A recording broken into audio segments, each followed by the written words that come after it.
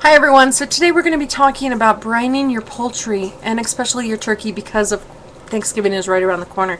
Now, I have been asked many times if I brine my turkey or my poultry, and the answer is yes. Not only do I do it, but I also promote it. The reason why you do it is because the brine will get into the connective tissue of the turkey, breaks down the connective tissue, which means for you a tender, juicy, flaky, crispy crust, and it just brings out the flavor to every turkey, and it works every single time.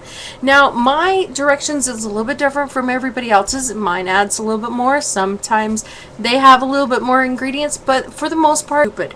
Now, I'm not saying that you don't need to add the peppercorns and the mustards and all this stuff, but if you just keep it simple, you're going to be able to have a base flavor of something that's going to bring into a flavor into your turkey and that you can add to it. You don't really want to mask the flavor of the turkey with all these peppercorns and all these spices and then automatically add in the gravy, which is going to have another flavor. And then let's not forget about the stuffing and the green beans and the corn and the mashed potatoes. They're all going to have flavor. So you want a flavor to complement all of them.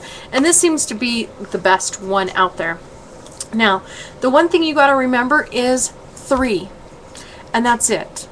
3 ounces of Jack Daniel's whiskey, 3 cups of sugar, and 3 cups of salt. And pretty much that's almost it. Now, what you're going to be doing is you're going to be putting the salt and the sugar and the bourbon into a pitcher, and you're going to add the hottest water in a cup that you can possibly add. And you're going to stir it, and you're going to let it dissolve. Now, if it doesn't dissolve, real simple, add another one.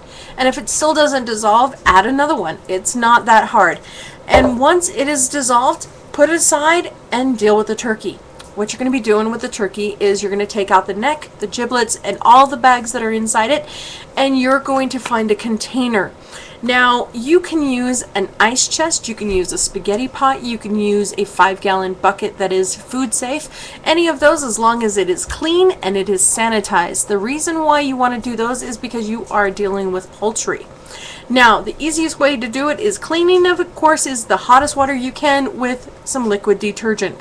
And then follow it by with sanitation. I highly stress you guys do this because you are dealing with poultry. Now, what you're going to basically do is grab 2 quarts roughly of hot water and then 3 tablespoons of bleach, maybe even 4 tablespoons of bleach, splashed around inside, and drain it and let it dry, and that sanitizes it. Now, even though I personally don't use an ice chest with the turkey that touches the sides, I actually use these. Now, Ziploc bags are my friend, and I am not being promoted and or getting paid as a sponsor for these guys, but Ziploc bags are truly, truly my friend. Now, if you use a spaghetti pot, what you're going to do is grab one of these Ziploc bags, put it inside, put the turkey in, and then put the brine in. If you use an ice chest, same thing. You're going to put the turkey in, you're going to put the brine in, and it'll be ready to go. Now, there is a few more steps other than that, but basically, if you're going to use the ice chest method, and you can, like I said, you can use it on the spaghetti pot or a 5-gallon bucket. Now, keep in mind, the spaghetti pot is metal. Metal, salt. They don't play nice in the sandbox.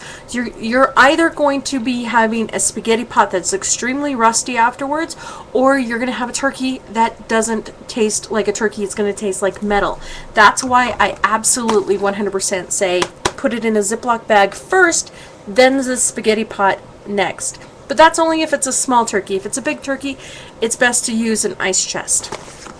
Now, what you're going to do is the brine mixture that's already dissolved, you're going to have the turkey inside the Ziploc bag, and you're going to pour the liquid, the brine mixture, into the turkey. And you're going to fill up that quart thing 3 times. So the first one is the first time, 2 more times, so basically 3 times of water. And you're going to fill it up so it's pretty close to the top of the turkey. Then you're going to add a bag of ice. And that's it. You seal up the bag, you try to get all the air out, and you put it into your ice chest, close it, and lock it. Now, what you're going to now have to do is find a cold spot. Going outside is not an option anymore because there's way too many animals out there, and they can still get a hold of your food even if it's in the chest, the ice chest. So basically what I'm going to say is put it into a colder side of the kitchen, away from all air vents. Now keep in mind, you put it next to your stove or your refrigerator or your freezer, they're still going to have that heat vent out behind it, and it's going to heat it up. You don't really want to do that. So put it into an area where it doesn't have any vents. And that's all it's going to happen, is it's going to go for about 12 hours. Double check on it about 5-6 hours later. Make sure there's still some ice in it. If it doesn't have any ice, add some more ice in, close it back up, seal it, lock it, and let it go for another 6 or 7 hours. Now, you can go as little as 6 hours, as much as 18 hours. My prefer is 12 hours, and it seems that it works out perfectly. Now don't forget, and don't worry about the Jack Daniel's whiskey, because the Jack Daniel's will burn all the alcohol out, so the kids won't be getting drunk this Thanksgiving season. Now, if you're using the spaghetti pot, same thing.